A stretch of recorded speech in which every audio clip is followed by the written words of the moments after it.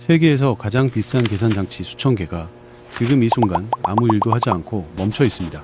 고장이 난 게 아니라 계산할 재료, 그러니까 데이터가 아직 도착하지 않았기 때문입니다. 아무리 빠른 요리사도 재료가 늦게 오면 칼을 든 채 기다릴 수밖에 없습니다.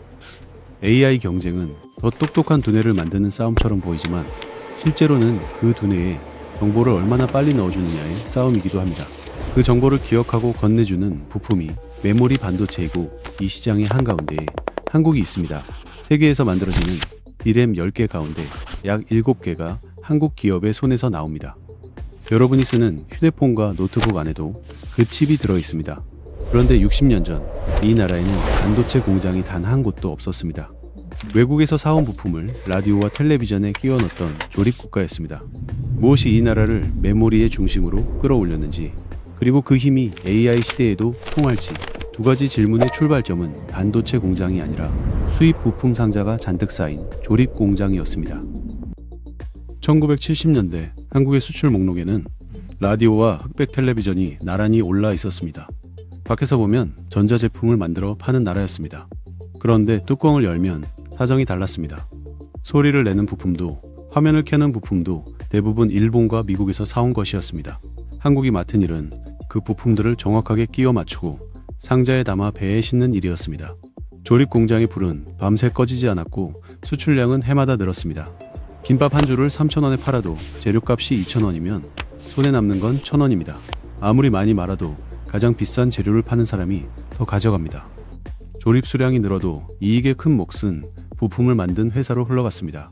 가장 어려운 기술을 쥔 쪽이 값을 정했기 때문입니다. 일은 한국에서 하고 이익은 바다 건너에서 쌓이는 구조였습니다. 이 구조를 그대로 두면 아무리 열심히 일해도 손에 남는 돈은 계속 얇아집니다. 그래서 한국은 가장 비싸고 가장 만들기 어려운 부품을 직접 만들기로 합니다.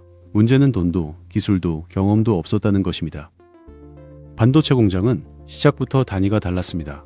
건물을 세우고 장비를 들이는 데만 회사의 살림 전체가 흔들릴 만큼 큰 돈이 들어갔습니다. 더 무서운 건 그 다음이었습니다. 돈을 들여 장비를 사왔다고 좋은 칩이 바로 나오지는 않습니다. 반도체는 둥근 판, 웨이퍼 한 장 위에 수백 개의 칩을 함께 만듭니다. 그런데 온도가 조금 흔들리거나 바닥에 미세한 진동이 오거나 먼지 한 톨이 앉으면 그 자리의 칩은 그대로 불량이 됩니다. 붕어빵 100개를 구웠는데 30개만 모양이 제대로 나오면 나머지 재료값은 전부 버리는 셈입니다. 웨이퍼 한 장에서 쓸 수 있는 칩이 몇 개 나오느냐? 이것을 수율이라고 합니다. 수율이 낮으면 공장을 돌릴수록 손해가 쌓입니다.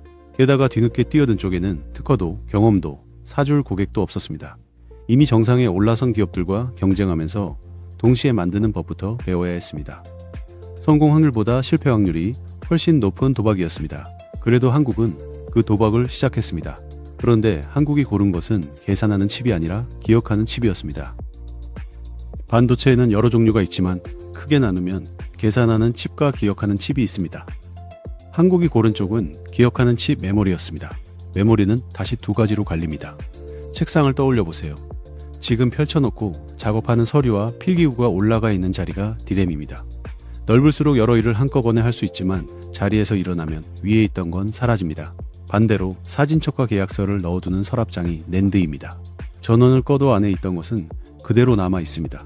한국 기업들이 걸어간 길은 이 책상과 서랍장을 더 작게, 더 많이, 더 정확하게 만드는 것이었습니다. 설계보다 정밀하게 만들어내는 힘이 승부를 가르는 분야였습니다.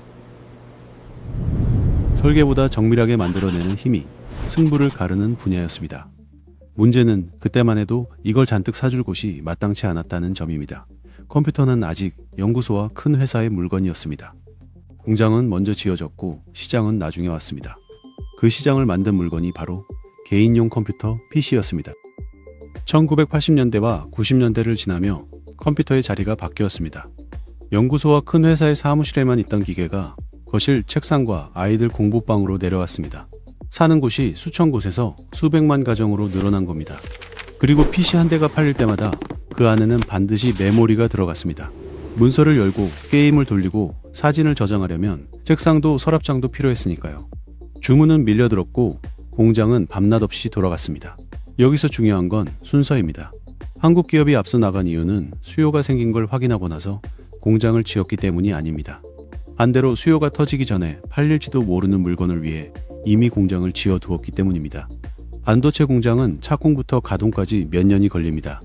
수요를 눈으로 확인한 뒤에 짓기 시작하면 이미 늦습니다. 미리 지어둔 공장은 그래서 무모함이 아니라 시간을 사두는 일이었습니다. 그런데 메모리는 많이 팔린다고 항상 돈이 되는 물건이 아니었습니다. 너무 많이 만들면 가격이 무너졌습니다. 공장을 다 지어놓은 순간 시장이 뒤집혔습니다. 모두가 메모리를 쏟아내자 물건이 넘쳤고 가격이 무너졌습니다. 1,000원을 들여 만든 칩을 700원에 넘겨야 하는 상황이 된 겁니다. 원가보다 싸게 파는 가게는 손님이 줄을 설수록 통장이 비어갑니다. 그런데 공장을 멈춰 세우면 그동안 확보한 거래처와 자리를 경쟁사에 그대로 넘겨주게 됩니다. 계속 돌리면 현금이 마르고 멈추면 시장을 잃습니다. 경쟁사들은 투자를 줄이고 몸을 웅크렸습니다. 한국 기업들은 반대로 갔습니다. 불황이 끝나는 순간 한 세대 앞선 제품을 내놓겠다며 적자를 보면서 오히려 생산 라인을 더 늘렸습니다. 그리고 가격이 돌아왔을 때 끝까지 버틴 쪽이 주문을 가져갔습니다. 여기서 하나 기억해두면 좋습니다. 메모리 가격은 이렇게 몇 년을 주기로 크게 오르고 크게 내립니다. 반도체 회사의 실적과 주가가 유독 심하게 흔들리는 이유가 바로 여기에 있습니다. 이 선택이 PC 시장에서 한국을 살렸습니다. 하지만 곧 컴퓨터보다 훨씬 작은 기계가 새 숙제를 던집니다. 그 작은 기계가 스마트폰이었습니다. PC는 벽에 꽂혀 있었습니다. 전기를 얼마든지 쓸 수 있으니 얼마나 빠르고 얼마나 많이 담느냐만 따지면 됐습니다. 스마트폰은 다릅니다. 손안의 배터리 하나로 하루를 버텨야 합니다. 여러분 휴대폰이 오후만 되면 뜨거워지고 배터리가 훅 줄어들 때 그 안에서 메모리도 계속 전기를 쓰고 있는 겁니다. 그래서 조건이 하나 늘었습니다. PC는 더 많이 기억하라고 요구했고 스마트폰은 같은 일을 하면서 전기를 덜 쓰라고 요구했습니다. 설계 기준 자체가 바뀐 것입니다. 전기를 아끼는 모바일 메모리라는 새 시장이 열렸고 한국 기업들은 PC 시절에 벌어들인 돈을 고스란히 여기에 쏟아부었습니다. 지금 여러분 휴대폰이 예전 노트북만큼 일을 하면서도 하루를 버티는 건 화면과 배터리만 좋아진 결과가 아닙니다. 안에 든 메모리가 전기를 덜 쓰도록 바뀐 덕입니다. 그리고 AI는 여기에 훨씬 어려운 조건을 하나 더 붙였습니다. 엄청난 양의 데이터를 거의 기다림 없이 가져다 놓으라는 것입니다. AI 칩은 계산이 정말 빠릅니다. 문제는 계산할 재료가 제때 도착하지 않는다는 데 있습니다. 1초에 수천 번 계산할 수 있어도 데이터가 늦게 오면 그만큼 손을 놓고 기다립니다. AI 칩이 느려지는 이유는 머리가 나빠서가 아니라 데이터가 지나올 길이 좁아서입니다. 기존 메모리가 바로 그 좁은 길이었습니다. 그래서 나온 것이 HBM, 우리말로 고대역폭 메모리입니다. 일반 메모리가 한 층짜리 창고라면 HBM은 여러 층으로 쌓고 층마다 전용 엘리베이터를 놓은 창고입니다. 같은 시간에 훨씬 많은 짐을 내려보낼 수 있습니다. 그런데 이걸 아무나 만들지는 못합니다. 층을 쌓아 올리다 한 층만 어긋나도 전체가 불량이 되기 때문입니다. 수십 년간 불량을 줄여온 회사만 할 수 있는 일입니다. 그래서 AI 경쟁이 커질수록 메모리는 그냥 부품이 아니라 전체 성능을 결정하는 병목이 됩니다. 다만 AI 서버에 들어가는 모든 칩을 한국이 만드는 건 아닙니다. 한국과 타이완이 고른 서로 다른 길이 여기서 갈라집니다. 아파트 한 채가 올라가는 과정을 떠올려 보세요. 설계도를 그리는 설계사무소와 그 설계도대로 실제로 짓는 건설회사는 서로 다른 회사입니다. 반도체도 어느 순간부터 이렇게 갈렸습니다. 예전에는 한 회사가 설계도 그리고 공장도 함께 돌렸습니다. 그런데 공장 짓는 비용이 너무 커지자 설계만 하는 회사와 생산만 맡는 회사로 역할이 나뉘었습니다. 고객이 그려온 설계대로 만들어주는 쪽을 파운드리라고 부릅니다. 타이완은 바로 여기서 세계 최강이 됐습니다. 지금 AI 계산을 담당하는 칩 상당수가 타이완 공장에서 나옵니다. 한국은 다른 자리를 골랐습니다. 메모리를 직접 설계하고 직접 생산했습니다. 두 나라가 같은 반도체를 두고 맞붙은 것이 아니라 서로 다른 자리를 먼저 차지한 것입니다. 그리고 AI 서버에는 둘 다 들어갑니다. 계산을 담당하는 칩과 그 계산에 데이터를 대주는 메모리가 함께 필요합니다. 그렇다면 세계 디램의 70%를 한국이 만든다는 건 한국이 AI 반도체 전체를 지배한다는 뜻일까요? 그렇지는 않습니다. 한국이 쥔 것부터 정리해 보겠습니다.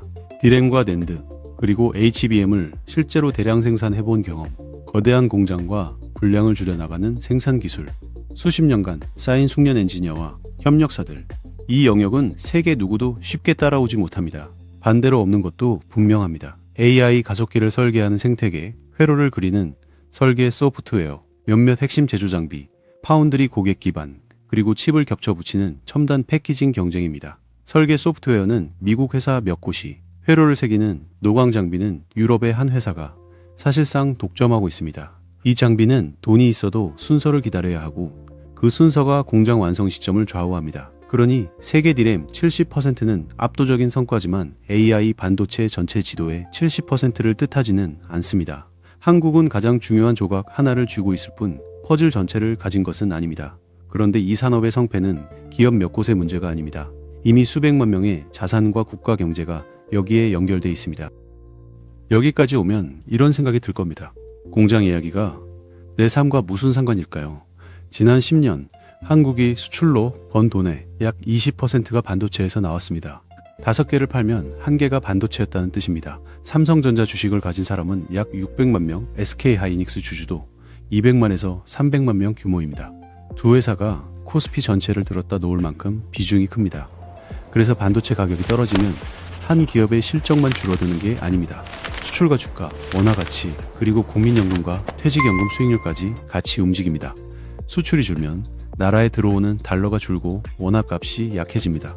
그러면 해외 직구 가격과 기름값이 먼저 올라갑니다. 반도체 가격 소식이 경기 신호로 불리는 이유입니다. 여러분이 주식을 한 주도 사지 않았어도 연금 계좌 안에는 이미 반도체가 들어 있습니다. 반도체 뉴스는 공장 안의 이야기가 아니라 우리 지갑의 이야기입니다. 문제는 AI 시대의 공장이 칩만으로 돌아가지 않는다는 것입니다. 더 많은 전기와 더 많은 사람이 필요합니다. AI 데이터 센터는 전기를 엄청나게 씁니다. 서버가 계산을 하고 뜨거워진 서버를 식히는 데에도 전기가 들어갑니다. 반도체 공장은 더 예민합니다. 전압이 잠깐 흔들리면 그 순간 지나가던 웨이퍼가 불량이 됩니다. 그래서 GPU와 메모리를 다 갖춰도 전력이 받쳐주지 않으면 데이터 센터는 그림의 떡입니다. 발전소와 송전선, 변압기를 만드는 회사까지 함께 중요해집니다. 사람도 그렇습니다. 같은 장비로도 더 좋은 칩을 뽑아내는 힘은 현장 엔지니어의 손끝에서 나옵니다. 그런데 한국은 일할 사람이 줄어드는 인구 절벽 앞에 서 있습니다. 좋은 칩을 설계하는 것만으로는 부족합니다. 수백만 개를 만들 공장, 멈추지 않을 전력, 수율을 끌어올릴 엔지니어가 함께 있어야 합니다. 숙제는 하나 더 있습니다.